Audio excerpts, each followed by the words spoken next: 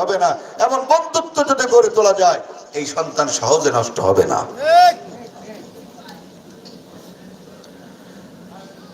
লোকমান তার সন্তানদেরকে ডাক দিলেন, বোনাই যায় আমার কলিজার টুকরা।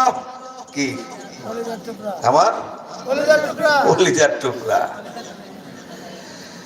ও সন্তান, এক নাম্বার ওয়াজ হচ্ছে, বাবারে জীবনে যতদিন বাঁচবা লা তুশরিক বিল্লাহ, আল্লাহর সাথে কারো শিরিক করবা না। কার সাথে? আল্লাহর সাথে।